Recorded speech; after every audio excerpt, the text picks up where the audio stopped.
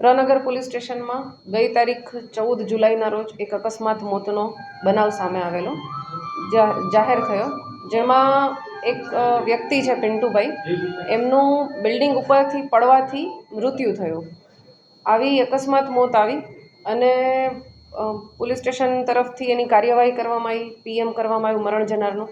આ દરમિયાન જે તપાસ કરતા હતા એ અને પોલીસ સ્ટેશનના થાણા અધિકારી વગેરેને થોડો ડાઉટ ગયો કે આમાં કદાચ હત્યાનો બનાવ હોઈ શકે છે.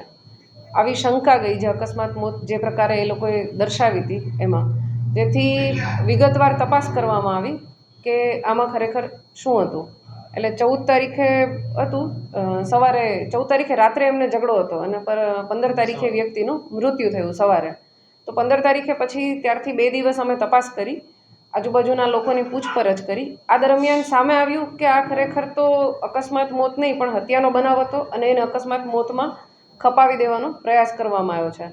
ડિટેલ જાણી તો એમાં જે મરણ જનાર છે એ અને આરોપી છે સુરેશ હેમતા વાસ્કેલા કરીને, એ બંને પિતરાઈ ભાઈઓ થાય છે અને એ બંનેને પહેલાં ઝઘડો થયો મટન બનાવવા બાબતે.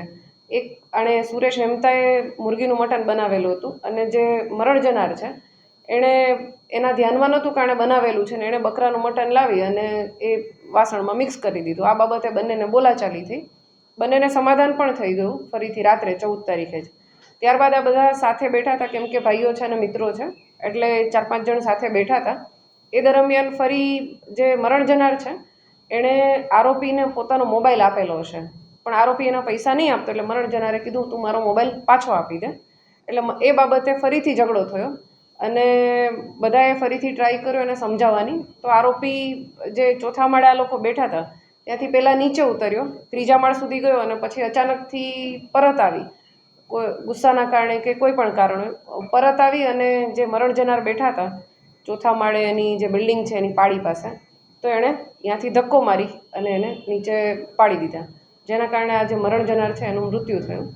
આ બધી બાબત અમે તપાસ કરી તો અમારા ધ્યાનમાં આવ્યું કે આવો બનાવ બનેલો છે. આરોપીને તાત્કાલિક પકડવા માટે કાર્યવાહી કરવામાં આવી અને આ દરમિયાન જે ફરિયાદી છે મરણ જનારના ભાઈ, એ લોકોને પણ અમારા દ્વારા ઇન્ફોર્મ કરવામાં આવ્યું. આ દરમિયાન એમને પણ આ બાબતે જાણ થઈ કે ખરેખર આવો બનાવ બનેલો છે, એટલે એ લોકો અંતિમ વિધિ કરી અને ગઈ તારીખ 18 તારીખે ફરિયાદ કરવા આવેલા હતા. એમની ફરિયાદ દાખલ કરવામાં આવેલી છે. જે આરોપી છે એના અમે 3 દિવસના રિમાન્ડ પણ મેળવેલા છે.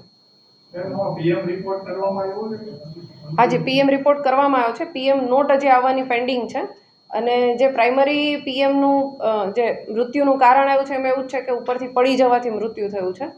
એટલે હવે અમે અમારા દ્વારા તપાસ કરીને જે વધુ પુરાવા મળે એ પુરાવા મેળવી અને ચાર્જશીટ કરશું.